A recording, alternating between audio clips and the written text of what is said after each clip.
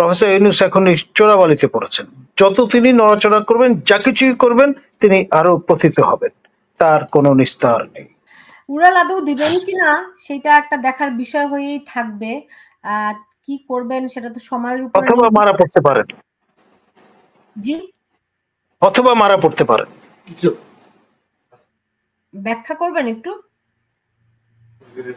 দেখুন, আপনার বাংলার ইতিহাস নানান রকমের অপঘাত পূর্ণ ইতিহাস।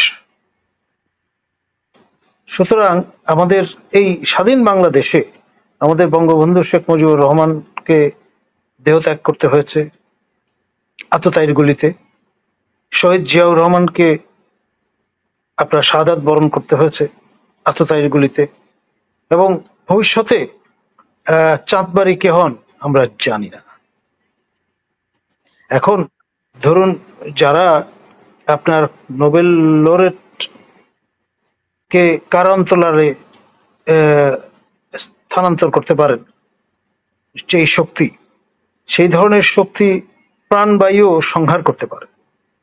সুতরাং তখন কিন্তু আপনি নোবেল পেয়েছেন বলে আপনাকে ছাড় দেবে না কেউ। এটা তো আপনি সরাসরি একটা হুমকি দিচ্ছেন, এবং এই হুমকিটা খুবই বিপজ্জনক। ভাই, যা কিছু বলেন না কেন, পরিষ্কার করে কথাবার্তা বলতে পারতে হবে বাঙালিকে। বাংলা ভাষায় আমরা কথা বলি, এবং সেই জন্যই আপনার ব্রিটিশরা বলতো what Bengal things today, India things tomorrow. এই গোখলে সাহেবের মুখ দিয়ে আমরা শুনেছি না? মূলত আইডিয়াটা কিন্তু ব্রিটিশারদের। সেই জন্যই আপনার কলকাতা থেকে রাজধানী সরিয়ে নিয়ে যাওয়া হয়েছিল দিল্লিতে, দিল্লির দরবার বসানো হয়েছিল। না, তা তো বটেই। আমরা দেখি ব্রিটিশ বিরোধী আন্দোলনে, ভারতবর্ষের স্বাধীনতার আন্দোলনে বাঙালিরাই নেতৃত্ব দিয়েছিল, এই কথা তো কেউ অস্বীকার করতে পারবে না। কিন্তু আপনি যে কথাটা বলছেন জনাব মঞ্জুরুল হক, আপনি কিভাবে এই কথাগুলি বিবেচনা করছেন, শেষের কথাগুলো? না, এটা তো খুব পরিষ্কার। স্যার যেটা বললেন এটা খুব পরিষ্কার, যে সেটা হলো যে আমরা বাঙালিরা আবেগ, দয়া মায়া এইসব নিয়ে পরিচালিত হই। এটা আমাদের একটা হেরিডিটি, আমাদের জেনেটিক প্রভাব। কিন্তু ডিপ স্টেট সাম্রাজ্যবাদ তারা এইসব আবেগ টাবেগের ধার ধারে না, তারা প্র্যাকটিক্যাল। প্র্যাকটিক্যালটা হচ্ছে যে আপনাকে আমি অ্যাসাইনমেন্ট দিয়েছি, আপনি ব্যর্থ, সুতরাং স্পিওনাজ সূত্রে বা গুপ্তচর ভিত্তিক যে ল, সেই লতে বলে যে ইউ হ্যাভ টু ডিস্ট্রয় ইট। হয় আমরা মেরে ফেলবো, নাহলে আপনি নিজেকে মেরে ফেলবেন। পৃথিবীতে বিভিন্ন দেশের গোয়েন্দারা যখন ধরা পড়ে, তখন সেই দেশটি ওই লোকের নাগরিকত্ব অস্বীকার করে, ওই দেশটি। আমাদের কেউ না। তার মানেটা কি? তার মানেটা হচ্ছে তাকে মেরে ফেলো, পুড়াই দাও, টুকরো টুকরো করে ফেলো, আমাদের কিচ্ছু যায় আসে না। এই শর্তেই কিন্তু তাকে চাকরি দেওয়া হয়, তাকে ট্রেনিং দেওয়া হয়, যে তুমি যখন বিদেশে গুপ্তচর ভিত্তি করতে যে ধরা পড়বা, তখন তোমাকে কিন্তু আমরা অস্বীকার করব। সুতরাং আমি যাকে বপন করছি সে আমাকে ফল দেবে না, আমি তো সেই গাছ উপড়ে ফেলবো, এবং উপড়ে ফেলার সময় বিন্দু পরিমাণে কোনো হেজিটেশন ফিল করবো না, কোনো দয়া মায়া স্নেহ মমতা কিচ্ছু না, কোনো দায়বোধ না। কারণ তুমি তো আমার কাছে ভাড়া খাটছো, তোমাকে তো আমি এখানে কোনো ইমোশনাল পোস্ট হিসেবে আনিনি, তোমাকে বাই করেছি, তুমি আমার কাছে নিজেকে সেল করেছো। সুতরাং তুমি যেটি পাচ্ছ না, হয় তুমি নিজেকে ডিস্ট্রয় করো, অথবা আমরা তোমাকে ডিস্ট্রয় করে দেবো। সেই জন্য এটা হতেই পারে। সেক্ষেত্রে কি নিষ্ক্রিয় হয়ে যাওয়াটা একটা সমাধান হতে পারে? নিষ্ক্রিয় ওনাকে হতে দেবে না, ওনাকে জামাত এনসিপি নিষ্ক্রিয় হতে দেবে না। ওনার আসলে কোথাও যাওয়ার জায়গা নেই, ওনার আসলে বাঁচারই কোনো পথ নেই। উনি এমন ভাবে কাদার ভিতরে পড়েছেন, এখান থেকে ওনার পরিত্রাণ নেই। উনি যে সব ছেড়ে ছুড়ে দিয়ে প্যারিসে যে ওখানে আইফেল টাওয়ারের নিচে বসে থাকবেন, চা খাবেন, জোর ঝামেলা নেই, আমি ব্যবসায়ী মানুষ, ব্যবসা করব, ক্ষুদ্র ঋণকে আরো ক্ষুদ্র বানাই ফেলবো, সেই সুযোগ ওনার নেই। কারণ জামাত আর এনসিপি তাকে যেতেই দেবে না। এবং উনি যদি কমিটমেন্ট ফুলফিল না করতে পারেন, ওনাকে যারা বপন করেছিল তারা ওনাকে বাঁচতে দেবে না। ওনার রিপ্লেসমেন্ট সঙ্গে সঙ্গে তৈরি করবে, এবং রিপ্লেসমেন্ট তৈরি হওয়ার পরে ওই ব্যক্তিটি তাদের কাছে ভ্যালুলেস, বাঁচিয়ে রাখতেও পারে, ফেলেও দিতে পারে, তুলে নিয়ে যেতে পারে, সমুদ্রের মধ্যে ফেলে দিতে পারে, লাদেনের মতো। কিছু কিছু কিছু বলার উপায় নেই। আবার উনি যদি সবাইকে ডেকে ডুকে একটি জাতীয় সরকার গঠন করে প্রাতিষ্ঠানিক হওয়ার চিন্তা করেন, সেটিও তিনি পারবেন না ওই যে ইসলামিস্ট রেডিকালিস্ট যারা আছে তাদের কারণে। অর্থাৎ উনি ডাইনে বায়ে সামনে পেছনে কোন জায়গায় যাওয়ার মতন রাস্তা রাখেন।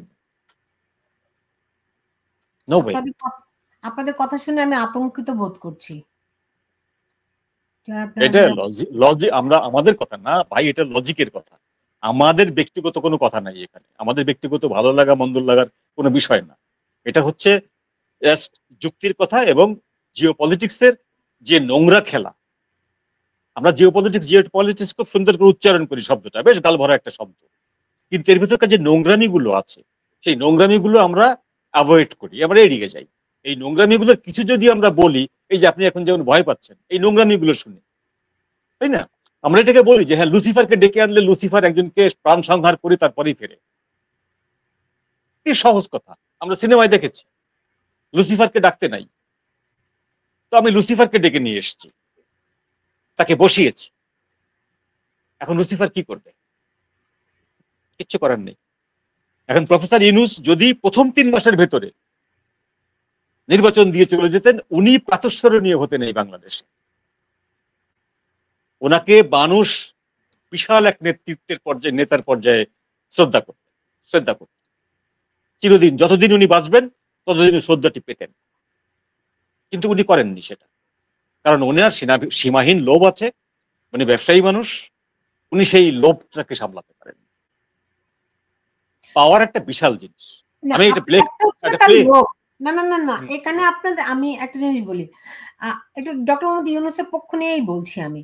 এখানে দুটি জিনিস, আপনারা বলছেন তার লোভের কারণে তিনি নির্বাচন 3 মাসের মধ্যে দেননি, আবার অন্যদিকে আপনারা বলছেন তার অন্য জায়গায় কমিটমেন্ট, তাকে যারা এনেছে, দুটি সাংঘর্ষিক না?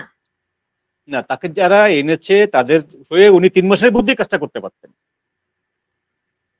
ওনার যে অ্যাসাইনমেন্ট সেটি উনি ওই যে প্রথম 3 মাসের মধ্যেই করতে পারতেন না। তার অ্যাসাইনমেন্ট ধরেন পোর্ট দেয়া, তার অ্যাসাইনমেন্ট করিডোর দেয়া, তিনি এটা 3 মাসের মধ্যে কিভাবে করবেন? সেইটি তো একদিনের ব্যাপার।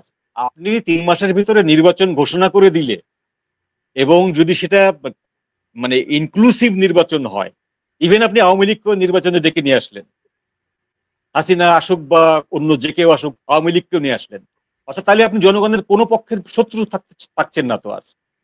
বিএনপিকেও ডাকছেন, আওয়ামী লীগকেও ডাকছেন, জামাতকেও ডাকছেন, আপনি কারো শত্রু থাকছেন না। আপনি সেই সময় পোর্ট এবং করিডোর দিয়ে দিলেন, আপনাকে কেউ কিন্তু প্রতিবাদ করতে যেত না। কিন্তু এখন আপনি যখন জনপ্রিয়তার সর্বোচ্চ জায়গা থেকে সরে গেছেন, আপনি একবার তলানিতে নেমে গেছেন জনপ্রিয়তার, আপনার কথা কেউ বিশ্বাস করছে না, এখন আপনি যাই করতে যাবেন না কেন, যে শক্তিহীন দলগুলো আছে সেই শক্তিহীন দলগুলো আপনাকে প্রতিবাদ করবে। আপনার বাঁচার রাস্তা নেই এই জায়গাটায় এসে। 10 মাস আপনি অনেক টাইম নষ্ট করেছেন, কিল করেছেন। ওই জায়গায় এই জন্যই বলছি যে বিষয়টি শুধুমাত্র দায়িত্বপ্রাপ্ত নয়, এই বিষয়টির সাথে লোভ জড়িয়ে আছে। আমি একটা কথা বলে শেষ করি, এটি হলো প্লেখানভ লেনিনের থেকে বড় নেতা ছিলেন, কিন্তু আমরা লেনিনকেই সবচেয়ে বড় মানি, বিশাল মানি। প্লেখানভ একজন দার্শনিকের মতো ছিলেন। প্লেখানভের একটি গুরুত্বপূর্ণ কথা হচ্ছে যে হিউম্যান ক্যারেক্টার বড়ই বিচিত্র এবং পৃথিবীর সবচেয়ে জটিল কম্পিউটার হচ্ছে মানুষের ব্রেন, সবচেয়ে জটিল বস্তু, যেটা আপনি হাজার হাজার বছর গবেষণা করলেও আপনি বুঝতে পারবেন না যে এই লোকের থিঙ্কিংটা কোন দিকে পরিচালিত হচ্ছে। মনুষ্য ব্রেনের মতো এরকম জটিল কোনো কিছু নেই। তো সেই ব্রেনের সবচেয়ে কাঙ্ক্ষিত বস্তুর নাম হচ্ছে পাওয়ার। টাকা না, পাওয়ার। মানুষের টাকা হতে পারে, বিলিয়ন ট্রিলিয়ন টাকা হতে পারে, but he have no power. রাষ্ট্র ক্ষমতা একটা এমন একটি পাওয়ার যে এই পাওয়ার একবার যদি কেউ এনজয় করা শুরু করে, সেই জায়গা থেকে সরে আসা খুব চারটিখানি কথা। টাকার মোহ আপনি কাটাতে পারবেন, আপনার 1 বিলিয়ন চলে গেছে, আর 1 বিলিয়ন আপনি ইনকাম করবেন, কিন্তু পাওয়ার পরে সেই পাওয়ার আপনি সকাল বিকাল পাবেন না। একবার পাওয়ার পরে সেই পাওয়ারটার মোহ মানুষ কাটাতে পারে। এই জায়গাটাই বলছি আমি যে ওনার লোভ, নাথিং এলস, অন্য কিছু না। Thank you. শেষ করব নাজমুল হাসান কলিমুল্লাহ, আপনার শেষ মন্তব্যটি দিয়ে। ধন্যবাদ। একবার আমি জাভা দ্বীপে বেড়াতে গিয়েছিলাম। আমার খুব শখ হয়েছিল দুটো জিনিস দেখবার। একটি হচ্ছে আগ্নেয়গিরি, জীবন্ত আগ্নেয়গিরি, আরেকটি ছিল কুইক স্যান্ড, চোরাবালি। তা আমার ওই যে মানসপটে যে চোরাবালি আমি দেখেছি, প্রফেসর ইউনূস এখন এই চোরাবালিতে পড়েছেন। যত তিনি নড়াচড়া করবেন, যা কিছুই করবেন, তিনি আরো পতিত হবেন, তার কোনো নিস্তার নেই। হ্যাঁ, আমি এত কিছু ভাবতে চাই না। কুইকস্যান্ড ফেনোমেনা তাকে গ্রাস করবে, কিচ্ছু করার নেই, অনিবার্য পরিণাম। আমি আমি আমি আপনাদের কথা শুনে সত্যি একটু আতঙ্কিত বোধ করছি। এমনটা আমি এটা চাই ভালো, জাতি যত দ্রুত আতঙ্কিত হবে তত কিন্তু বাঁচোয়ার রাস্তা খুঁজে নেবে। Necessity is the mother of invention.